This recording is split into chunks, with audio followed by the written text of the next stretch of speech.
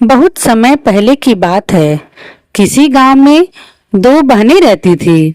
एक का नाम था सुखिया और दूसरी का नाम था दुखिया। दोनों का भाग्य भी उनके नाम के जैसा ही था। दुखिया बहुत गरीब थी और बहुत दुखी रहती थी, लेकिन सुखिया बहुत अमीर थी और हमेशा खुश रहती थी। दोनों एक ही गांव में रहते थे। दुखिया अपनी बहन सुखिया के घर में ही काम करती थी, जिसके बदले सुखिया अपनी बहन को कुछ खाने को दे देती, जिससे दुखिया का घर चलता था। समय बीतता गया।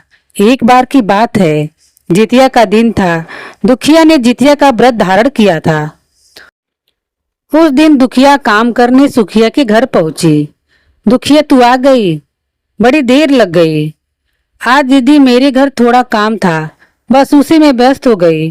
ऊपर से आज जितिया का व्रत भी धारण किया है मैंने। यह सब बहानेबाजी नहीं सुनूंगी मैं। अभी चावल फटकने हैं और साग काटना है, वो सब कौन करेगा? मेरे घर में भी बहुत सारे काम हैं, जा उन्हें निपटा दे और जो बच्चे उन्हें घर ले जाना। दुखिया बोली, ठीक है दीदी। इतना कहकर दुखिया घर का काम करने लगी। चावल साफ करते हुए जो चावल की खुर्द निकली वह दुखिया अपने घर के लिए रख ली। फिर उसने साग बनाया और उसके डंठल अलग करके अपने लिए रख ली। और सारा काम खत्म होने के बाद शाम को दुखिया चावल की खुर्द और साग का डंठल अपने घर ले गई। घर पहुंची तो दुखिया का बेटा खाली पेट भूखा बैठा अपनी माँ का इंतजार कर रहा था। माँ, आप आ गई? कुछ खाना लाई हो? कब से भूखा बैठा हूँ, भूख से जान निकली जा रही है। ला रही हूँ बेटा, थोड़ा देर इंतजार करना, मैं अभी खाना बना के तुझे देती हूँ। ऐसा कहकर दुखिया रसोई घर में चली गई और अपने बेटे के लिए खुद का चावल और डंठल का साग बनाकर अपने बेटे को खिलाया और उसने खुद भी खाया। इसके बाद दोनों सोने चले गए। तभी आधी रात में एक बूढ़ी माई उनके घर आकर दरवाजा खटखटाया। अरे, इस समय कौन है? दरवाजा खोलो, मैं हूँ अम्मा। आपको क्या चाहिए अम्मा? इतना कहकर दुखिया दरवाजा खोलने चली गई। आप यहाँ किस लिए आई हैं? बेटा, मुझे बहुत भूख लगी है, कुछ खाने को दे दो। मुझ बुढ़िया को कुछ खाने को दे दो बेटा। दुखिया उसे अपने घर के अंदर ले आती है और उसके आगे खुर्द की चावल और साग का डंठल की सब्जी परोस कर कहती है, अम्मा, हम लोग बहुत गरीब हैं। आज मैंने खुर्दी का चावल और साग के डंठल की सब्जी बनाई है, आप इसे खा लो। बुढ़िया बोलती है, हाँ हाँ बेटा, क्यों नहीं खाऊंगी, मुझे तो बहुत भूख लगी है। बड़े बड़े घरों के दरवाजे खटखटाए, लेकिन किसी ने इस बुढ़िया को पूछा तक नहीं। तुम मुझे आदर से बिठाकर खिला रही है। बूढ़ी माई परोसे चावल और साग के डंठल की सब्जी खा लेती हैं और खाने के बाद कहती हैं, बेटी, भोजन तो हो गया, लेकिन एक और समस्या है। मुझे अच्छे से कुछ दिखाई नहीं देता। इतनी रात को अंधेरे में मैं अपने घर कैसे जाऊंगी? कोई बात नहीं, आप आज मेरे घर ही सो जाइए। आप सुबह उठकर अपने घर चले जाइएगा। दुखिया अपने बराबर में ही बूढ़ी माई का बिस्तरा लगा देती है। बूढ़ी माई दुखिया के घर सो जाती हैं। जब आधी रात होती है तो बूढ़ी माई उठकर दुखिया से कहती हैं, बेटा, मुझे दीर्घ शंका लगी है, कहाँ जाऊं? माई, मेरे घर में कोई शौच नहीं है और कोई जगह भी नहीं है, इसलिए आप उधर कहीं कोने में कर लीजिए। एक बात बता, मैं अपने हाथ कहाँ साफ करूं? दुखिया बोलती है, ऐसा करो अम्मा, मेरे सर पे अपने हाथों को साफ कर लो। ऐसा कहकर दुखिया गहरी नींद में सो जाती है। अगले दिन सुबह दुखिया देखती है कि उसके बराबर में बूढ़ी अम्मा है या नहीं। दुखिया को पता चलता है कि कोई नहीं है, तो वह सोचती है कि शायद यह सपना था। वह ज्यादा कुछ नहीं सोचती और नहाने के लिए चली जाती है। जब वह नहाते हुए अपने बाल धोती है तो देखती है कि उसके बालों से जो पानी बह रहा है वह सोने का है। अरे, यह क्या है? कहीं यह सब उस अम्मा ने तो नहीं किया? यानी कल मैं कोई सपना नहीं देख रही थी। जरूर उस बूढ़ी अम्मा ने दीर्घ शंका से मेरा घर भी गंदा कर दिया होगा। पहले चलकर साफ कर लेती हूँ। फिर दुखिया अपने घर चली जाती है। घर जाते ही देखती है उसके घर में सोने चांदी के भंडार लगे हुए रहते हैं। यह देखकर दुखिया को बहुत खुशी होता है और वो खुशी के मारे रोने लगती है। अरे ये सब क्या है? यह सब तो जरूर जितिया भगवान की कृपा से हुआ है।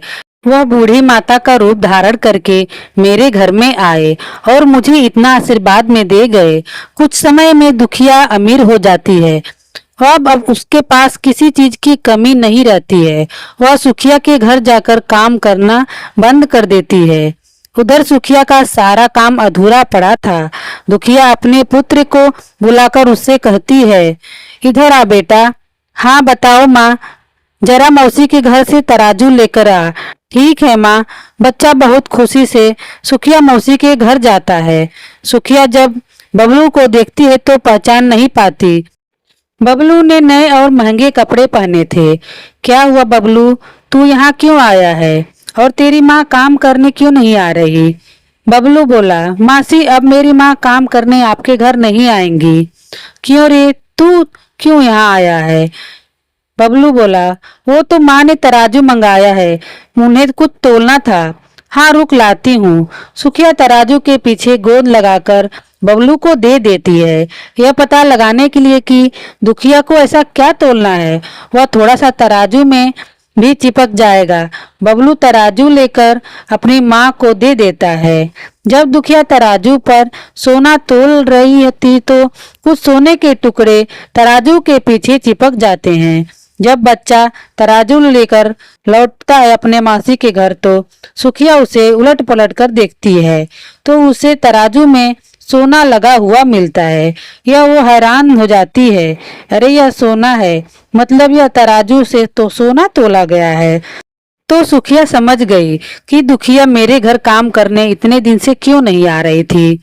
सुखिया बोली, फटीचर के पास इतना सोना आया कहाँ से? यह पता लगाने के लिए उसके घर तुरंत सुखिया पहुंची। दुखिया के घर पहुंचते ही देखती है कि दुखिया का घर पूरी तरह से बदल चुका था। बहन, यह सब कब और कैसे हुआ?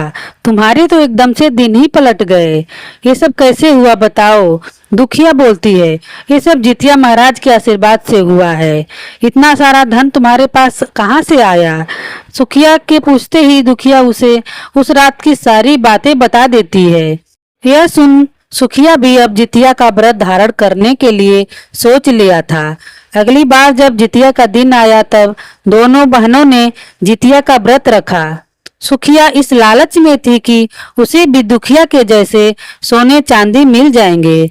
सुखिया के पास हर तरह का सुख और धन था, फिर भी उसने जितिया के दिन चावल फटक कर साफ चावल फेंक दिए और खुर्दी अपने पास रख ली। साग की पत्तियां फेंक दी और डंठल अपने पास रख लिए और दुखिया की तरह उसने वही बनाया और खा पीकर पूजा पाठ करके सोने चली गई। फिर आधी रात में उसके घर में एक बूढ़ी माई आई और दरवाजा खटखटाया। सुखिया उसका ही इंतजार कर रही थी। वह तुरंत दरवाजा खोलकर बूढ़ी माई को अपने घर के अंदर ले आती है। बेटी, मुझे भूख लगी है, कुछ खाने को दे दो। मैंने खुर्दी का चावल और डंठल का साग बनाया है, ऐसा सुखिया बोलती है। खाओगी अम्मा? मैंने बस यही बनाया है। तो बूढ़ी अम्मा बोलती है, कोई बात नहीं, मैं सब खा लूंगी। तब सुखिया खाना परोस देती है। बूढ़ी माई खाना खाती हैं और सोने के लिए चली जाती हैं। फिर बूढ़ी माई रात को सुखिया से कहती हैं, मुझे दीर्घ शंका लगी है, मैं कहाँ जाऊं? सुखिया बोलती है, वहीं कहीं कोने में कर लीजिए।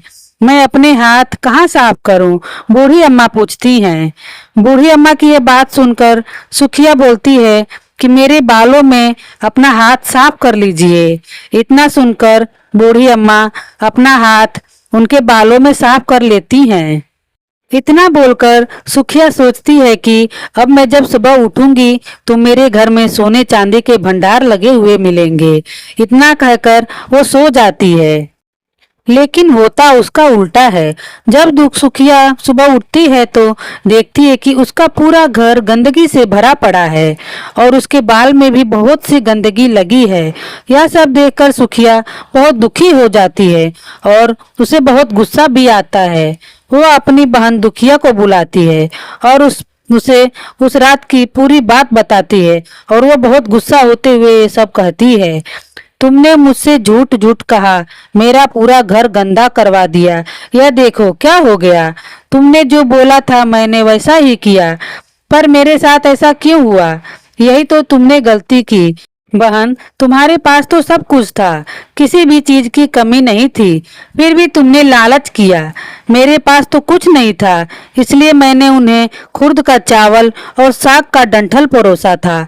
तुम्हारे पास सब कुछ था, फिर भी तुमने उन्हें अच्छा खाना नहीं परोस पाया। तुमने अपने घर आए भगवान का अपमान किया। सब कुछ होते हुए भी भगवान का अपमान किया, इसलिए तुम्हारे साथ ऐसा ही हुआ। दुखिया की बात सुन सुखिया को अपनी गलती पर बहुत पश्चाताप हुआ। वह भगवान से माफी मांगने लगी। सुखिया को अपनी गलती का एहसास हो चुका था।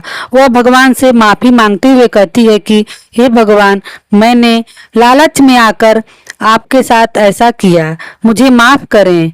मैं अब कभी ऐसा नहीं करूंगी और सच्चे मन से मैं जीवित पुत्रिका का व्रत धारण करूंगी और खुशी खुशी रहूंगी।